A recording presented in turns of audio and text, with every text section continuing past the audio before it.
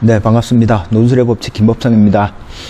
중앙대 2017년도 논술 어떤 식으로 대비해야 될지, 오늘은 중앙대는 논술 가이드북을 항상 매년 발표하기 때문에 논술 가이드북을 중심으로 꼼꼼하게 한번 점검을 해보도록 하겠습니다.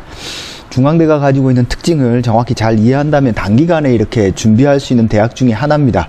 기본적인 독해력만 갖추고 있다면 충분히 노려볼 수 있는 대학이기 때문에 한번 꼼꼼히 보면서 우리 대비해 보도록 합시다.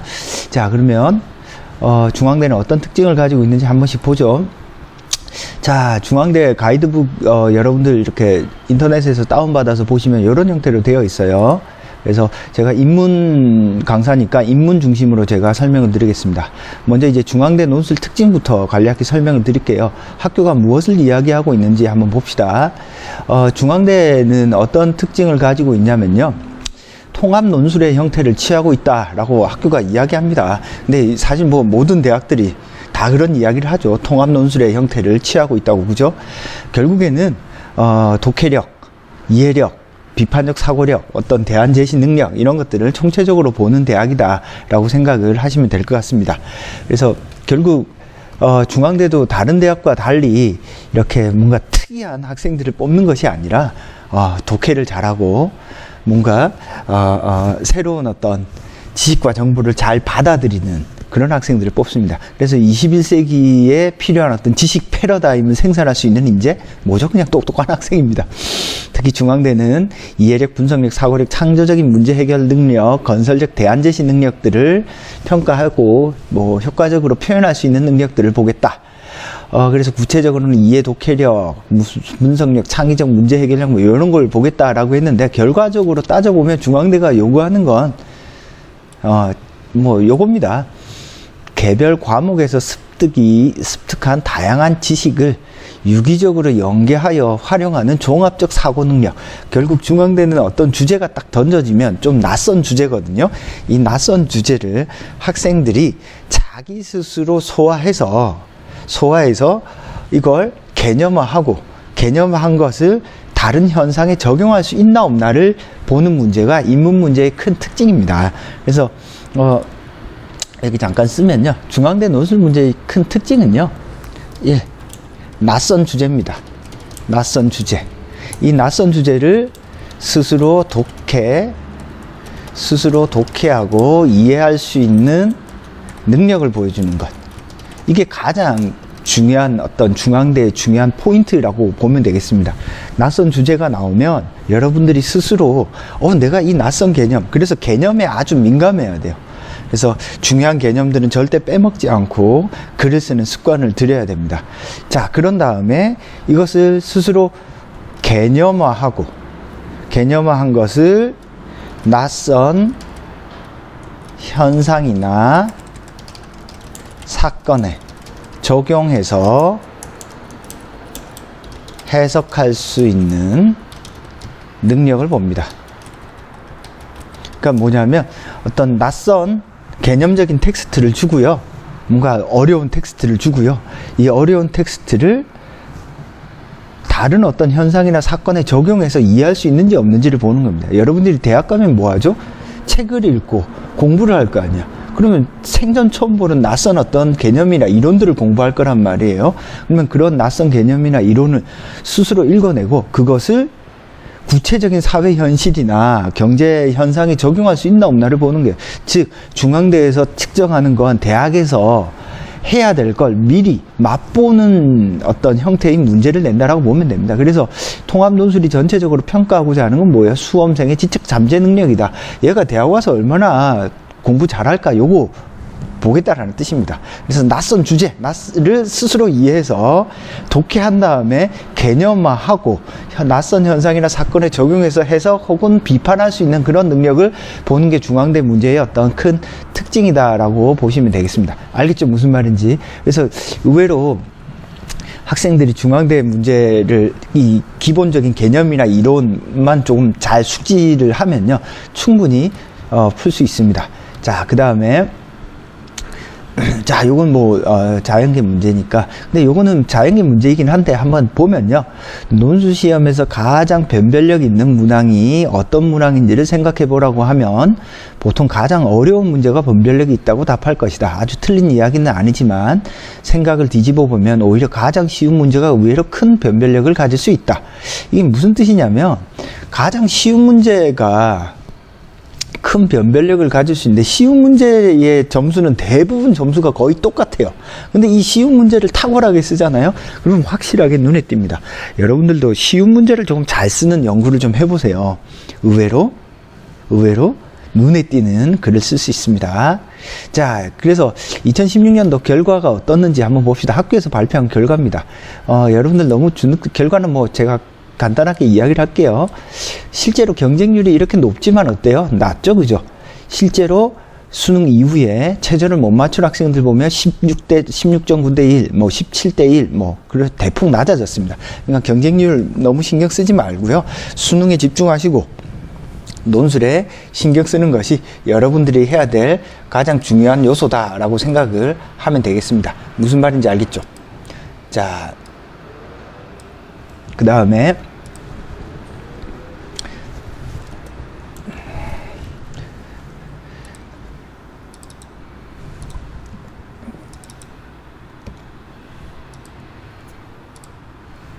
자, 조금 더 보죠. 상위 경쟁률의 학과를 보면 경쟁률이 높은 과가 있고 낮은 과가 있는데 큰 차이는 없습니다. 중요한 건 경쟁률보다는 논술로 당락이 결정된다라고 생각을 하시면 되겠습니다. 특이하게도 이제 중앙대는 학교에서 여자 지원자와 남자 지원자의 합격자를 구분을 했는데 자연계는 크게 상관이 없는데 인문계의 경우 남자 지원자가 45%, 여자 지원자가 54%인데 남학생들의 합격률은 23%, 여학생들의 합격자는 76%예요. 그죠? 비율은 비슷하게 지원했는데 여학생의 합격률이 인문계의 경우 확실히 높죠. 그죠? 왜 그러냐면 제가 논술을 가르치지만 여학생들이 논술 준비하는 경우가 훨씬 많습니다. 남학생들보다. 제가 볼 때는 그래서 그런 것 같아요. 남학생들은 논술을 닥쳐서 하겠다라는 친구들이 있는데 그런 학생들이 나중에 닥쳐서 와서 보면 아이고 이게 만만치 않구나를 깨닫게 됩니다. 자, 그래서 그런 부분 때문에 그렇습니다. 큰 의미는 둘 건 없고요. 논술을 이렇게 꾸준히 준비했거나 혹은 독해력이라든지 이런 데 자신감이 있다라고 하는 친구들은 걱정할 것 없을 것 같습니다. 자, 지원자의 특징 이런 건 별 크게 무리는 없을 것 같고, 자, 논술 성적 현황 보시면 인문경제 나왔죠. 지원자 평균이 69.70이죠. 경제 경영 계열의 어떤 점수가 조금 더 높네요. 그죠? 지원자들이. 표준 편차를 보면 평균은 어때요? 6.7, 8.3이네요. 그죠? 근데 합격자 평균을 보면 어때요? 전반적으로 평균이 경제 경영이 점수가 조금 더 높죠. 그죠? 근데 표준 편차를 보면 경제 경영 계열이 1.7, 인문사회 계열이 2.5잖아요. 그러니까 표준 편차가 조금 더 스펙트럼이 넓게 있다. 못하고 합격한 학생들의 점수의 편차 스펙트럼이 넓다라는 뜻입니다. 이거는 상대적으로 경제 경영은 조금 우수한 아이들이 모이기 때문에 그런 것일 수도 있고요. 조금 더 다르게 생각하면 어떤 부분이 있냐면 경제 경영은 3번이 수리 문제가 나옵니다. 일단은 합격한 아이들은 3번을 맞췄다라는 전제하에 보면 점수의 편차가 크지 않을 가능성이 커요. 근데 인문계열은 1, 2, 3이 전부 다 인문 문제가 나오기 때문에 점수 스펙트럼이 조금 더 넓게 나옵니다. 그런 어떤 까닭이 조금 있을 것 같아요. 그래서 표준 편차가 이렇게 넓다라고 하는 건 조금 뒤집어서 생각을 해보면 여러분들이 인문 사회 계열 같은 경우에는 글을 조금이라도 더 잘 쓰면 잘 쓸수록 훨씬 더 유리하다라고 볼 수 있습니다. 즉 합격한 아이들의 표준 편차가 크다라는 말은 무엇을 뜻해요?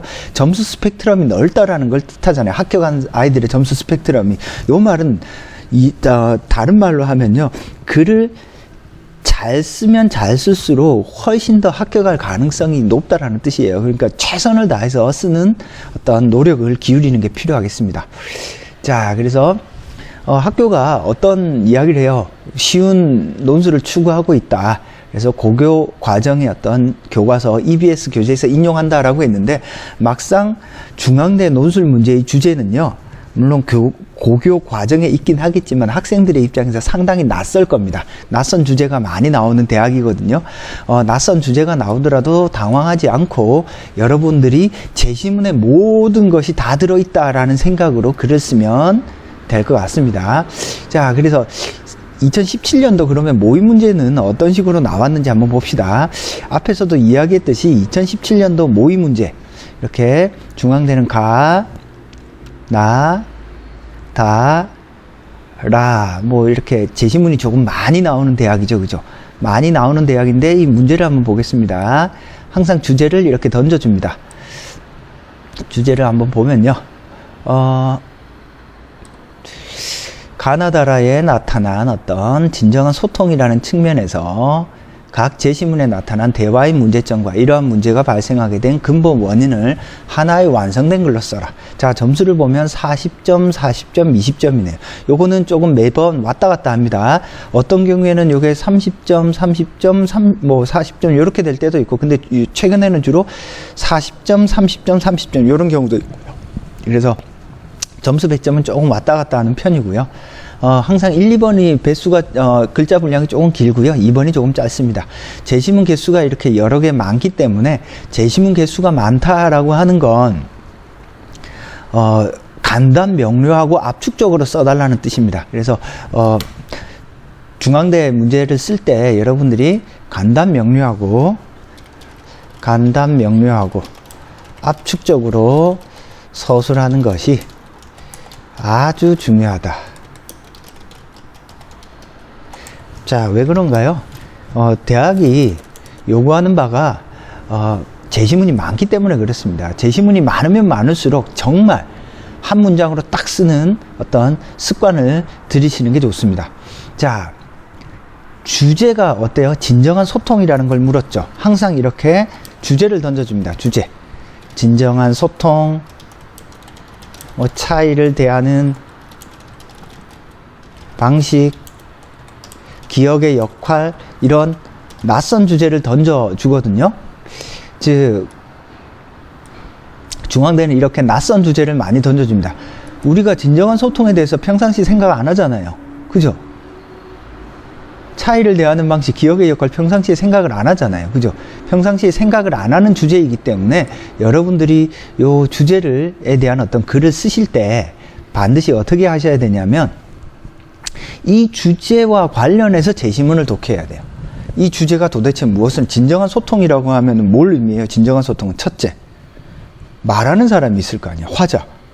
진정한 소통? 말을 하는 걸 듣는 청자가 있겠죠. 그러면 소통이라는 건 화자와 청자의 관계야. 그럼 진정한 소통, 화자와 청자와의 소통이 일어나는데 둘 사이에서 왜, 무엇이, 어떤 문제가 발생하는지, 그 다음에 소통을 할 때는 소통을 연결해주는 어떤 매개체가 있죠. 언어라든지 문자라든지, 그죠? 그러면 소통은 항상 세 가지 축을 다루고 있어요. 화자와 청자와, 그죠? 화자와 청자와 그것을 매개해주는 어떤 매체가 있단 말이죠. 그러면 이 세 사이에서 도대체 뭐가 문제인지를 각각 꼼꼼히 따져서 가나다라를 읽으셔야지만이 좋은 글이 나온다. 알겠죠? 자, 그래서 진정한 소통을 묻건 차이를 묻건 이 주제와 관련해서 각각의 제시문이 무엇을 말하는지 정확히 읽어내는 것이 중앙대에서 아주 중요한 어떤 포인트다라고 말할 수 있겠습니다. 문제 2번도 한번 보죠. 소통, 라의 소통 방식은 문제도 있지만 나름의 효용을 가지고 있다. 마에 근거하라고 있기 때문에 반드시 근거를 해야 됩니다. 여기에는 어떤 낯선 개념이나 이런 것들이 분명히 들어있을 거예요. 효용을 기술하고 마바를 통합적으로 고려해서 문제의 해결 방안을 제시하라. 마와 바의 어떤 논지를 통합적으로 고려하라고 했으니까 통합할 수 있다면 통합하는 문장을 만들어주는 것도 좋습니다. 즉, 마바를 통합적으로 고려하면 어떤 논지가 나타난다. 이를 바탕으로 해결하면 어떤 방식으로 해결할 수 있다. 그죠? 그래서 논지에서 요구하는 것들, 어때? 라, 마, 바. 제시문이 많고 요구하는 것이 많은데 글자 분량이 570자예요. 짧죠? 따라서 대학이 요구하는 바가 정확히 있다라고 생각을 하면서 글을 쓰는 게 좋습니다. 알겠죠? 대학이 요구하는 것이 분명하게 있다라고 생각하고 글을 쓰자. 그렇게 생각하는 것이 여러분도 아마 글을 쓰고 답을 하는 데 있어서 좀 더 편할 겁니다. 알겠죠? 학교가 요구하는 바를 정확히 충분히 숙지하고 이해하는 방식으로 글을 쓰는 것이 여러분들에게 어떤 좋은 글을 쓰는 어떤 방법이 될 겁니다. 자, 이런 형태는 마찬가지입니다. 3번도 마찬가지예요. 사회 관점에서 아예 기술된 위정척사 효과를 설명하고 제시문 자해 논지를 사회 발전 차원으로 확대 적용하여 위정척사가 갖는 한계를 서술하시오. 자, 요것도 여러분들 보시면 아시겠지만 큰 틀에서 보면은 사회에 나타난 개념을 아예에서 정확히 적용해서 설명을 하고요. 자해 논지를 발전시키려면 바로 이게 부족한데 그걸 어떤 식으로 해야지만이 그런 측면에서 보면 어떤 한계가 위정척사에서 나타난다. 뭐 학교가 의도하는 바가 분명히 있다라고 생각하면 돼요. 특히 이제 3번 문제를 풀 때는 학생들이 1번, 2번 풀다가 왜냐하면 제시문은 많고 요구하는 것이 많기 때문에 1번, 2번 푸는데 시간이 많이 걸려요. 그래서 3번 문제 풀 때 대부분 학생들이 급하게 푸는 경우가 많습니다. 그러다 보면 글이 평범해지기 때문에 시간 배분을 아주 조금 적절히 조금 하는 게 필요하겠습니다. 자, 그래서 조금 더 이제 보죠. 이런 문제 특징을 가지고 있습니다. 중앙대는. 여러분들이 중앙대 그래서 학교에서 이렇게 어떻게 접근하고 해결해야 되는지 이렇게 쭉 뭐 서술을 해 놨는데 여러분들이 요건 한번 읽어 보시면 될 것 같고 중요한 건 뭐냐면 학교에서의 어떤 채점 포인트입니다. 자, 진정한 소통의 측면에서 가나다라의 대화가 갖는 한계와 이에 대한 근본적 원인을 정확히 파악하고 있는지를 평가한다. 자, 40점 만점인데 어떻게 평가를 한다고요? 한계와 이에 대한 근본 원인. 결국에는 진정한 소통이라는 측면에서 한편에 완성된 글을 쓰라고 했는데 진정한 소통이 잘 안 되는 이유를 정확히 찾았나 안 찾았나 뭐예요? 독해력 테스트 문제라는 뜻입니다. 알겠죠? 그래서 4개를 전부 다 찾으면 30에서 37점이야. 자, 40점 만점인데 4개를 정확히 그냥 독해만 했어. 정확하게. 그러면 거의 만점에 가까운 점수를 준다는 거예요. 3개를 정확히 독해했어. 2개를 독해했어. 이렇게 점수를 준다는 거예요. 결국에는 어떤 한 편의 완성된 글을 쓴다라고 할 때 1차적으로 중요한 건 뭐예요? 한 편의 완성된 그럴싸한 글 쓰는 것도 중요하긴 한데 정확하게 독해하는 것이 첫째로 중요하다. 그럼 독해를 하고 나면 뭐가 중요해요? 그 다음에 한 편의 완성된 글, 즉 서론, 결론이나 이런 과정을 완벽하게 썼으면 어때? 2점을 준다라는 뜻이에요. 그리고 매우 논리적이나 창의적일 때 5점을 줍니다. 그래서 여러분들이 학교에서 써놨잖아요. 보세요. 진정한 소통이라는 측면에서 하나의 완성된 글을 썼는지에 대해서 0에서 3점을 준다라는 거예요. 결국 내용적 측면이 거의 30에서 37점이고, 그죠? 이렇게 논리적 구성이 한 3점의 점수를 준다는 거예요. 내용을 얼마나 정확히 독해했는가가 아주 중요한 요소다라고 생각을 하면 되겠습니다. 자, 그 다음에 문제 2번도 보세요. 기술적 측면, 내용적 측면에서 기술적 측면은 감점을 주는 방식으로 채점을 하죠. 내용적 측면, 결국 내용입니다. 그래서 마라에 나타난 내용들을 얼마나 정확하게 찾았는가, 내용을 얼마나 정확히 숙지해서 그것을 학교의 의도대로 정확히 표현을 했는가가 중요한 점수의 어떤 포인트다라고 보시면 되겠습니다. 그래서 의외로 중앙대를 보는 학생들이 이 학교 측 해설을 꼼꼼하게 안 보는 학생들이 아주 많아요. 알겠죠? 경제경영도 이제 상경 제외하고는 거의 다 문제가 똑같습니다. 그래서 이런 형태로 문제가 되어 있습니다. 알겠죠? 무슨 말인지. 그래서 중앙대 논술을 정리를 해보면, 자, 첫째, 정확한 독해가 핵심적인, 옆에다가 한번 써볼까요? 자, 최종 정리를 한번 해봅시다. 최종 정리를 하면요. 중앙대 논술의 핵심은 첫째,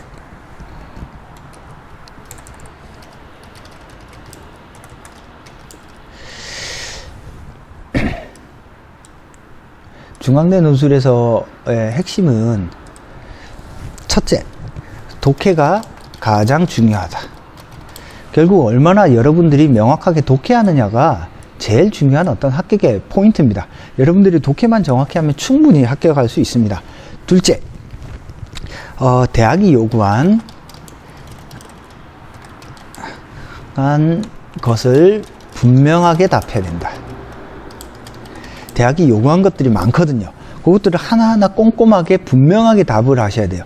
그걸 못하면 안 돼요. 자, 그 다음에 중요한 게 뭐냐. 결국에는 독해, 대학이 요구한 걸 분명하게 답한다라는 거 하는 것은 어떤 주제나 쟁점에 대해서 명확하게 이해를 해야 되거든요. 자, 진정한 소통을 물었잖아. 그러면 진정한 소통이 도대체 뭔지를 이해를 하고 제시문에서 그 진정한 소통과 관련된 것을 찾아야 되는데, 이 주제나 쟁점을 대충 읽고 그냥 제시문 요약 정리하는 경우, 즉 독해라는 말은 다른 말로 하면 뭘 뜻해요? 주제와 관련해서 독해하라는 뜻입니다. 그래서 제시문을 가급적이면 한 문장에서 두 문장 정도로 주제와 관련해서 정리해 주는 게 좋습니다. 즉 제시문을 주제와 관련해서 한두 문장으로 정리해 두는 것이 좋다. 알겠죠? 무슨 말인지. 그러면은 글을 좀 더 편하게 쓸 수 있습니다. 자, 마지막으로 시간 관리 아주 중요합니다. 시간 배분 아주 중요하다. 자, 여러분이 시간을 어떤 식으로 쓰는 게 좋냐면요, 1번 문제를 조금 많이 투자하는 게 좋아요. 물론 1번, 2번은 조금 연결된 부분도 있는데요.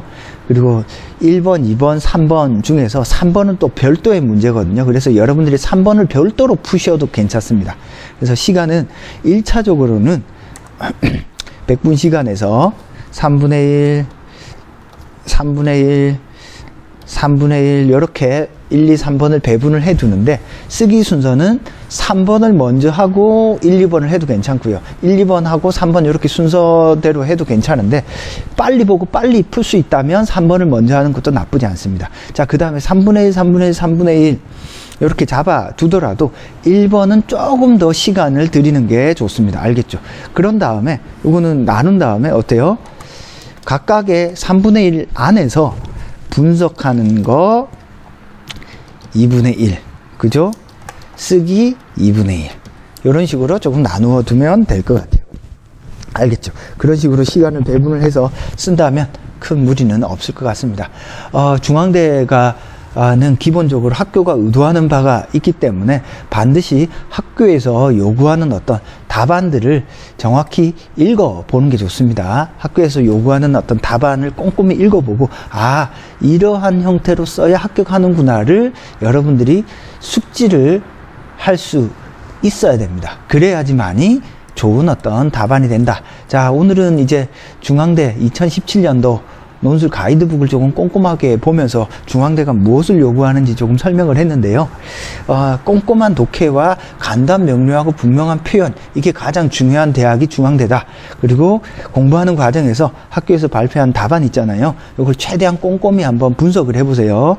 그래서 그런 형태로 1차적으로 써보시고, 그게 되면, 그리고 그것이 되고 나면 뭘 하는 게 좋냐면, 내가 다른 연습 문제를 풀면서 그렇게 차근차근 풀어보는 게 좋습니다.